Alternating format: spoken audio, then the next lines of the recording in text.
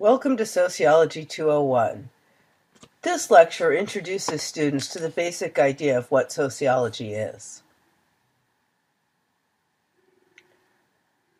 People define sociology in many different ways. Take a moment to look at how some key sociologists have defined it. Do these definitions resonate with you at all?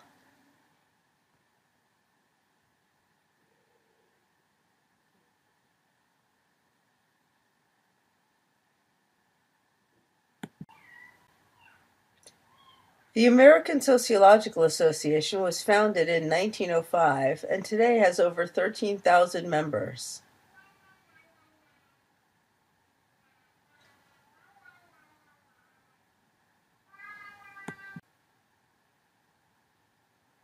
For this class, you'll work on developing your sociological perspective.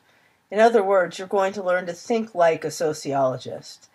This means setting aside your preconceived notions and assumptions about how the world works and interrogating those very notions and assumptions. Why do you presume this is the way the world works? Keep in mind, sociological analysis is always based on data, either quantitative, numeric, or qualitative, based on interactions with individuals. The point isn't to be a sociologist, but to do sociology. You're going to turn your sociological perspective on the world. Sociologists primarily collect and interpret data about groups. Quantitative data is primarily numeric. Qualitative data is based on interviews, life histories, text analysis. Many sociologists today are mixed methodologists, meaning they combine both quantitative and qualitative data in their analyses.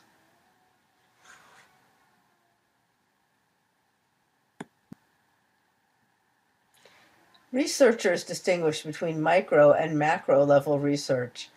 Macro refers to large-scale social phenomena such as groups, organizations, cultures, societies, the world, and how these things are interrelated.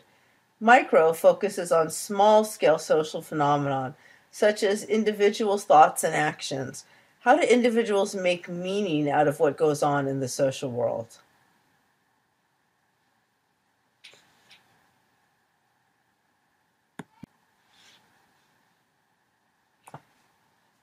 Sociologists often tend to weigh in on the structure versus agency debate. Sociologists tend to either focus their research on how social structure enables and constrains what individuals do. Others focus more on how human agency offers tremendous creative potential and brings change to the world. Of course, the relationship between social structure and agency is a critical area of study.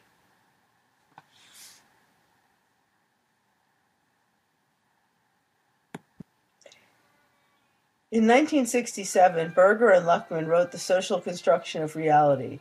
In this treatise, they put forth the idea that reality is a social construct. Here, they're not disputing facts, but they're asking how is the interpretation of the facts of the world a social construct?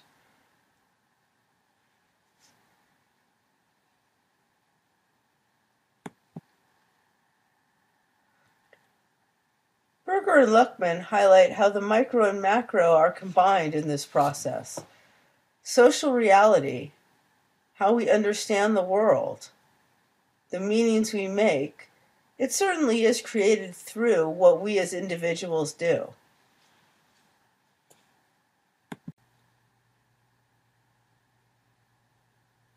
However, the context in which these thoughts and actions are given meaning is a macro one. It's a social context.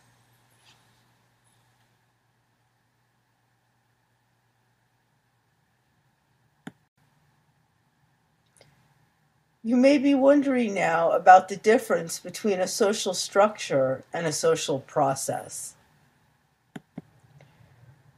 Social structures are enduring regular social arrangements, such as families or the state. By contrast, social processes are dynamic and ever-changing, such as globalization.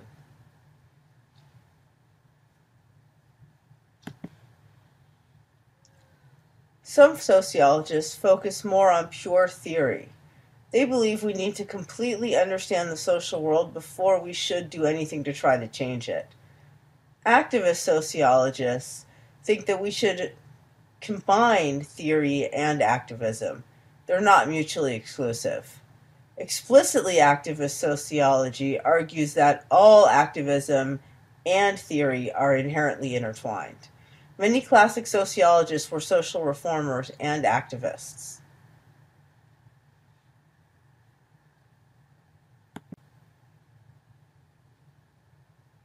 Today, sociologists who believe that sociology has an inherent social purpose are called public sociologists. They work for a wide range of agencies and individuals, and they reach a varying audience using new media.